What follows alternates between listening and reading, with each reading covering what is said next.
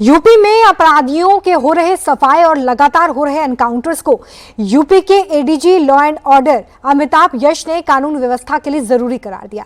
अमिताभ यश ने गैंगस्टर ललन सिंह और संजीव के एनकाउंटर की पूरी डिटेल शेयर की। साथ ही उन्होंने जाति देखकर एनकाउंटर करने के आरोपों पर खुलकर जवाब दिया।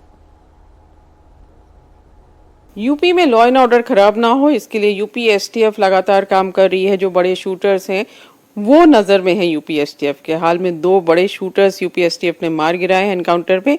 हमारे साथ यूपी एसटीएफ के चीफ अमिताभ यश जी हैं।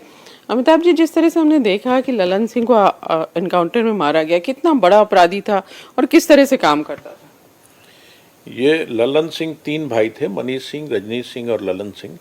ये तीनों बिहार के रहने वाले हैं, समस्तीपुर के, और बिहार में ही अपराध किया करते थे।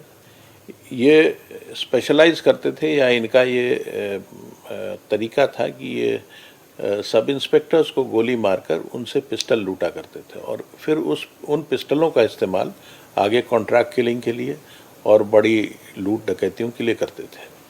वर्ष 2016 में इस गैंग ने एसआई भुवनेश्वर सिंह को गोली मारी थी और उसकी सरकारी रिवॉल्वर लूट ली थी। ये घटना नालंदा बिहार में हुई थी। उसके बाद इन लोगों ने एसआई सुरेश ठाकुर को गोली मारी। ये घटना बाढ़ में हुई थी, ये भी 2016 की घटना है।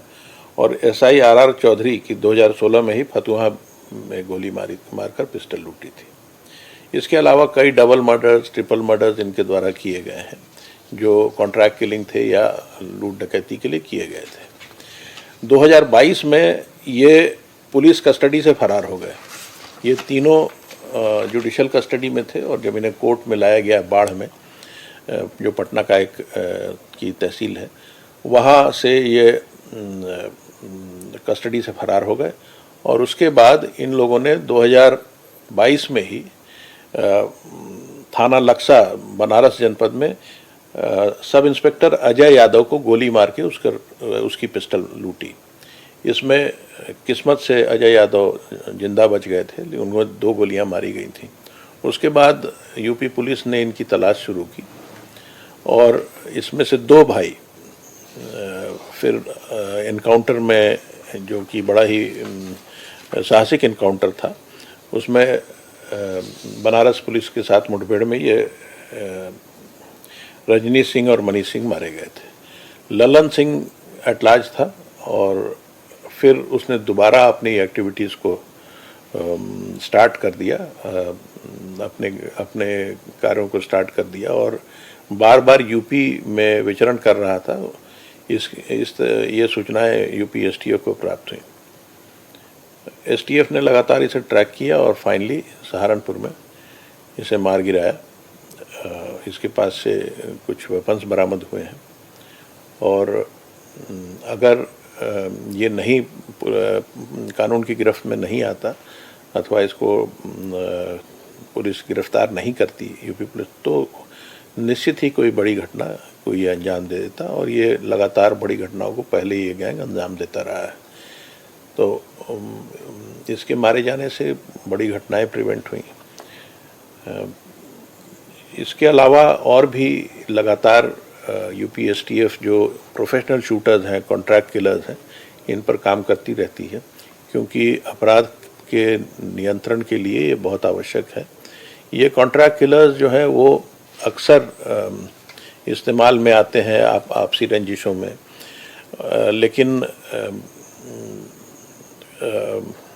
जो ये चूँकि अननोन होते हैं, इसलिए आपसी रंजिशों में जो जिन व्यक्तियों से रंजिश होती है, वो तो उनकी नामजदगी होती है, और ये बहुत कम प्रकाश में आते हैं।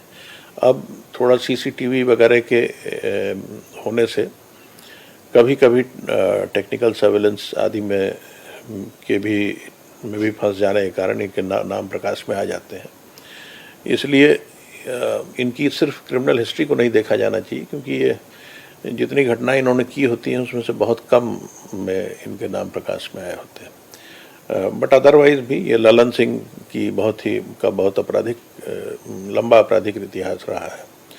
एक और बात जो इस गैंग की थी वो ये थी कि ये रिलेटिवली ओल्डर सब इंस्पेक्टर्स, जो थोड़ा एजेड होते थे और जिनके पास वेपन होता था उनको खास करके निशाना बनाते थे, because they were easy prey. और बूढ़े सब इंस्पेक्टर्स को मारकर उनके पिस्टल का फिर इस्तेमाल बड़ी घटनाओं में किया करते थे। जैसे एक और शूटर मारा गया जिसने लखनऊ में एक प्रॉपर्टी डीलर को मारा था, संजय, वो कितना बड़ा अपराधी था और किस तरह से डर, एक तरह का दहशत का माहौल पैदा कर रहा था, क्योंकि जिस तरह से दिन दहाड़े लखनऊ में मारा गया तो आदमी के मन में, तो जो आम आदमी हो, तो डर जाता है एकदम से। यूपी में एक पुराना कुख्यात गैंग अम्बेडकर नगर में हुआ करता था, खान मुबारक का। खान मुबारक और दिलीप वर्मा ये मिलकर कॉन्ट्रैक्ट किलिंग्स के ठेके लेते थे और हत्या करवाते थे। पूर्व में भी ये प्रकाश में आए और खान मुबारक फिर जुडिशल कस्टडी में, उसकी जेल में डेथ हो गई। लेकिन दिलीप वर्मा और उसके जो अन्य शूटर्स थे वो इधर उधर एक्टिव हो जाते हैं और कॉन्ट्रैक्ट किलिंग्स के ठेके लेकर अपराध करते हैं।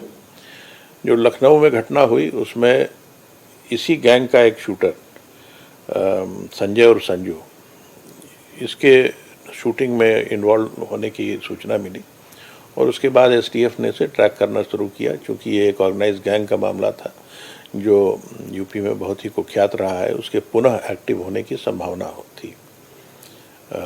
फाइनली एसटीएफ ने इसको ट्रैक किया और इसको एप्रीहेंड करने की कोशिश के दौरान शूट आउट में ये अपराधी मारा गया। ये पहले भी कई अपराधों में प्रकाश में आ चुका है, स्पेशली जब ये लूट करता था तो ये गोली मारकर हत्या करके लूट किया करता था। वर्ष 2011 में विजय प्रताप की हत्या की थी इसने लूट के दौरान। उसी तरह 2011 में ही लाल बहादुर सोनी की दुकान में घुसकर इसने लूट किया था, उसमें भी इसने ज्वेलर की हत्या करके उसको गोली मार दी थी। ये घटना बस्ती की है। तो अभी और कितने ऐसे शूटर्स हैं जिनको पकड़ना बहुत ज़रूरी है लॉ एंड ऑर्डर के लिहाज से देख? इस तरह के शूटर्स की अच्छी खासी संख्या है। अभी फॉर्चुनेटली काफ़ी जेल में है, लेकिन जब भी किसी की जमानत होती है और वो पुनः एक्टिव हो जाता है तो फिर उसको एसटीएफ ट्रैक करती है अथवा जनपदीय पुलिस भी ट्रैक करने की कोशिश करती है। इस प्रकार के अपराधियों का रिकॉर्ड पुलिस मेंटेन करती है, क्योंकि ये ऐसे अपराधी हैं जो जल्दी न प्रकाश में आते हैं न पकड़ में आते हैं, और इनको पकड़ा जाना कानून व्यवस्था को बनाए रखने के लिए बहुत ही आवश्यक है। एनकाउंटर्स होते हैं तो बहुत तरह के सवाल भी उठते हैं, विपक्ष तो बहुत सवाल उठाता है, उसमें जाति भी देखी जाती है, भी कहा जाता है कि ये कानून को अपने हाथ में पुलिस ले रही है। कितना इसका जवाब आप कैसे दें?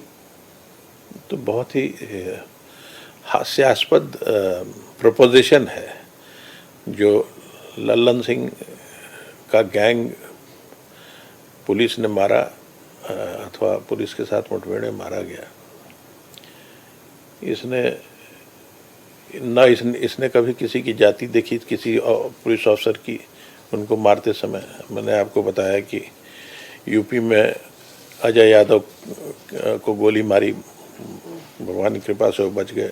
इसके अलावा जो अन्य सब इंस्पेक्टर्स को मारा गया, भुवनेश्वर सिंह, सुरेश ठाकुर, आर चौधरी, इसमें कौन सी जाति का समावेश है?